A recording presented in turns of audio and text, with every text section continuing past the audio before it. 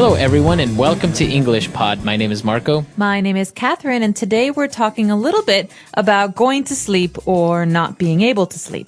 That's right. We are having some sleeping problems, and we're actually going to check out a couple of words related to this topic right now on Vocabulary Preview. Vocabulary Preview. Okay, so the first word is actually the technical word that describes being unable to sleep. It's called insomnia. Right. So if you have insomnia, it means that you can't fall asleep. You can't sleep. Okay, so this is a pretty serious condition. For example, if you have insomnia and you don't sleep for 3 or 4 nights, you're not going to do very well at work, right? Right. Or if you're studying, you're tired at school, you can't concentrate. So it's a very big problem. What's that other word, though? We have insomnia, but we also have another interesting disorder. Right. If somebody is able to sleep but walks while they're sleeping, that person is called a sleepwalker. That's right. And you don't actually just have to walk to be a sleepwalker. Right. You can do any number of strange things like basically acting like you're awake when you're not.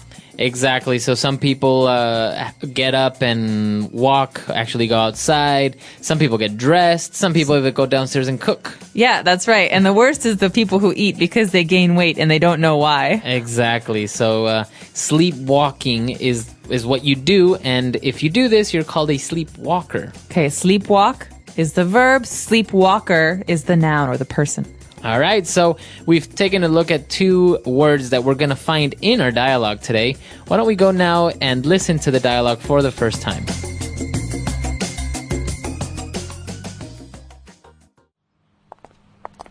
Alex, what's up with you? You look dreadful. Hey, Jill. I don't know.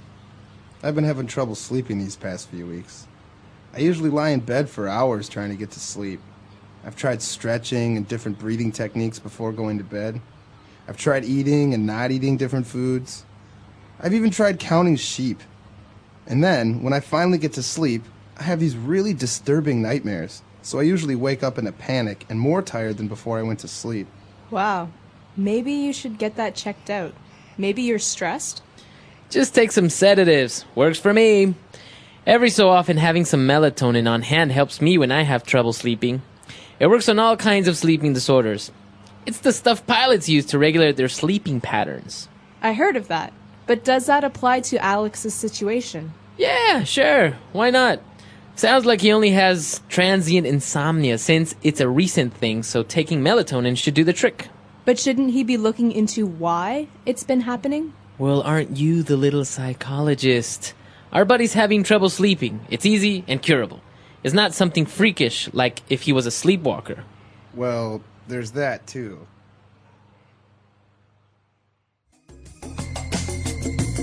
All right, we're back. So obviously this person not only has insomnia, but also has nightmares, sleepwalks, a mess. That's right. And you can tell when someone hasn't been sleeping well. They have that look like there's bags under their eyes or they just look really tired. And so the friend here says, Alex, you look dreadful. That's right, dreadful. So this is an adjective and it's a way to describe someone that looks terrible. You look horrible. You look tired. You look sleepy. That's right. So this is not a compliment. This is something that you say when you're worried about someone. So for example, if someone's really, really tired, you say, you look dreadful. Or if someone is wearing very dirty clothes, they don't look like they went home yesterday, you say, oh, what's wrong? You look dreadful. Right. I think you can also use it to describe objects or maybe food, right? Mm-hmm. This lasagna is dreadful. It means it's very bad. And right. You don't want to say that to the person who cooked it, of course. Exactly. All right, so the person, obviously, because is suffering from insomnia, looks dreadful. And he was explaining what he does to try to fall asleep. For example, counting sheep, stretching, and he also said that he tried different breathing techniques. Okay, so basically a technique is an approach to something, a kind of method. Mm-hmm. But in this case, we're talking about breathing techniques. So for some people, one breathing technique is breathing in through your nose and breathing out through your mouth.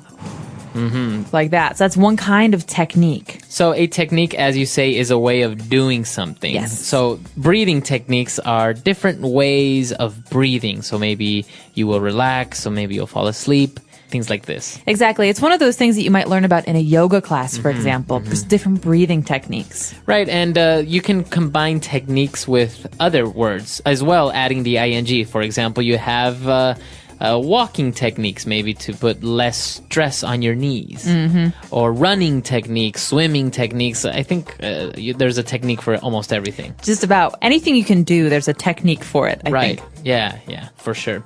All right, and well, moving on, he was talking about his nightmares, and he described his nightmares as disturbing. He has disturbing nightmares. Okay, well, I think this is an important word to cover here, Marco, because we've heard the verb to disturb before. Like, I'm sorry to disturb you. It means I'm sorry to bother you. But disturbing is an adjective. It describes something that makes me very uncomfortable, right? Right. So, for example, a lot of times in the news, we see very disturbing images, car accidents or fires or bombs. And what's disturbing is when you see human beings who have been hurt.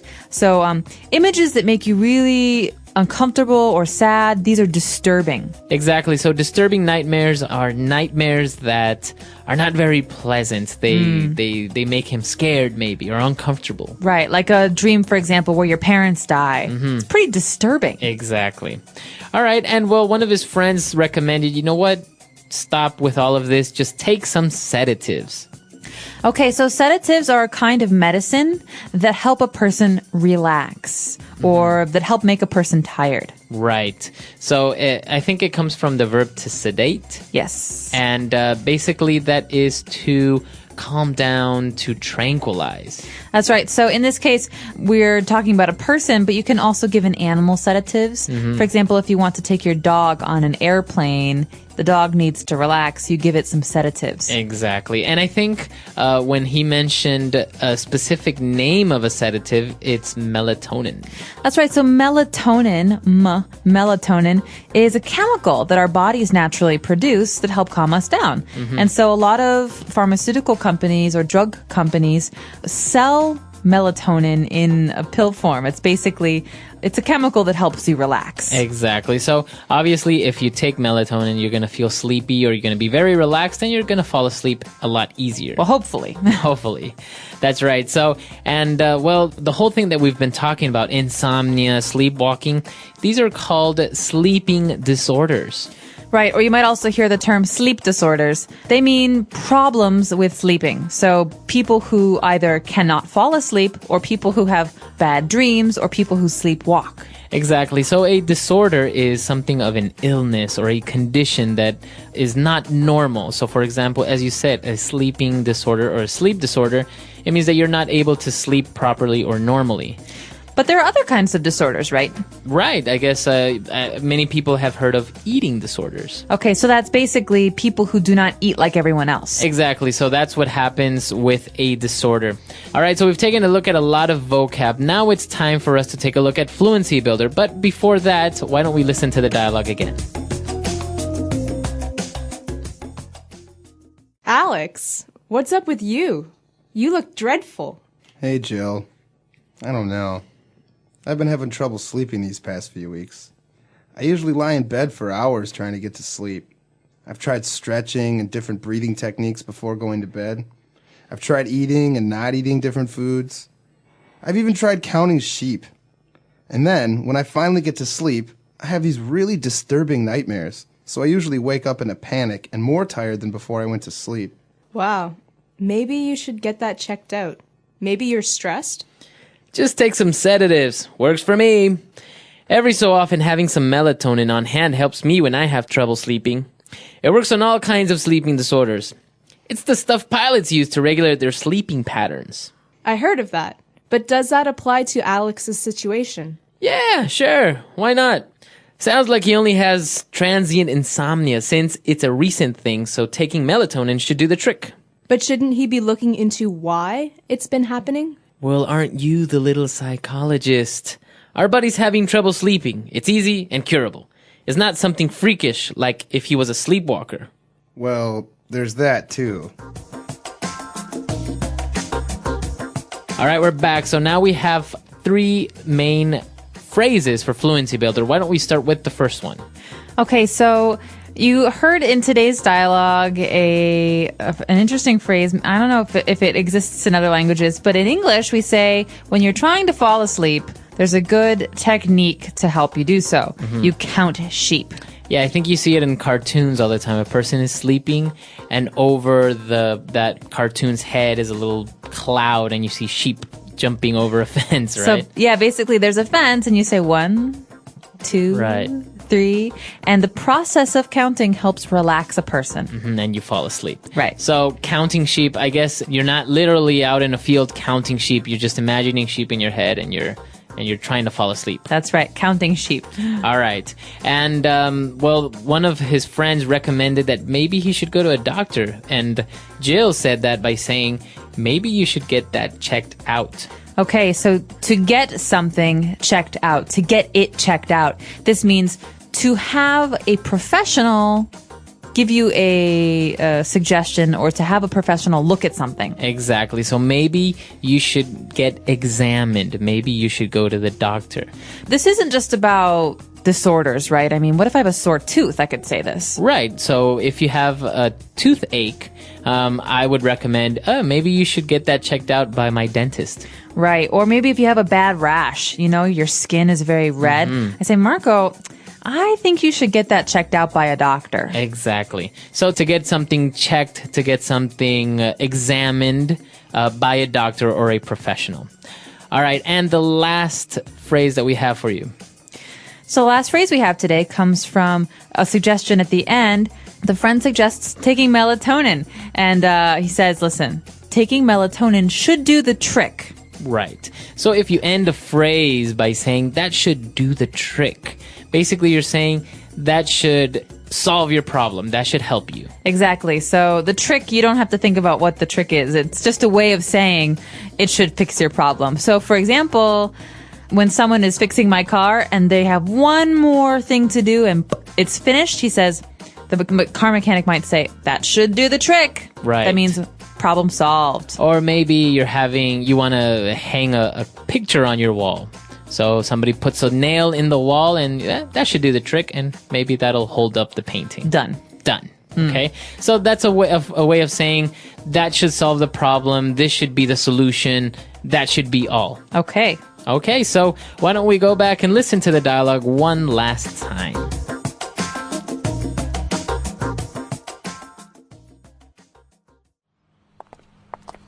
Alex, what's up with you? You look dreadful. Hey, Jill. I don't know. I've been having trouble sleeping these past few weeks. I usually lie in bed for hours trying to get to sleep. I've tried stretching and different breathing techniques before going to bed. I've tried eating and not eating different foods. I've even tried counting sheep. And then, when I finally get to sleep, I have these really disturbing nightmares. So I usually wake up in a panic and more tired than before I went to sleep. Wow. Maybe you should get that checked out. Maybe you're stressed? Just take some sedatives. Works for me. Every so often, having some melatonin on hand helps me when I have trouble sleeping. It works on all kinds of sleeping disorders. It's the stuff pilots use to regulate their sleeping patterns. I heard of that. But does that apply to Alex's situation? Yeah, sure. Why not? Sounds like he only has transient insomnia since it's a recent thing, so taking melatonin should do the trick. But shouldn't he be looking into why it's been happening? Well, aren't you the little psychologist? Our buddy's having trouble sleeping. It's easy and curable. It's not something freakish like if he was a sleepwalker. Well, there's that, too.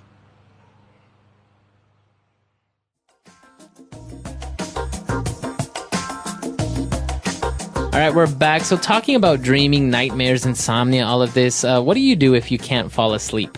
I don't really have this problem personally because fall asleep anywhere. I could fall asleep anywhere, anytime. Knock on wood. I've heard some people take like warm milk before going to sleep. Yes, some people take milk, although I also heard that dairy products before bedtime can make you have nightmares. Oh, like really? if you eat cheese before bed. I've heard that as well. I've heard that if you have seafood before bed, you'll have nightmares as well. But actually, have you ever had a dream when you are doing something and you wake up in the middle of that? Yes. I remember once I was dreaming, I was drinking a soda. And all of a sudden I woke up and I had my hand like in the air, like doing the action of me actually drinking the soda. Actually, sometimes this happens to me when I'm falling asleep. I imagine I'm on a bike or something, and I start to feel myself moving my legs. And I wake up and I'm like, wait, what am I doing? So the brain is very strange, I think, especially in those times when you're kind of asleep and you're kind of awake. Also, when you wake up suddenly, I don't know if other people have experienced this, but you feel like you're falling or something. Yeah. All of a sudden, you just wake up like with a shake. Yeah, your body moves. Yeah, it's really very scary. scary. Your heart starts to beat. I don't know why that happens though. It's unusual. Well, we're curious to know what your sleep habits are. Do you have a hard time sleeping, or are you like me? It's very easy for you to fall asleep. Let us know at our website, englishpod.com. All right, we'll see you guys there. Bye.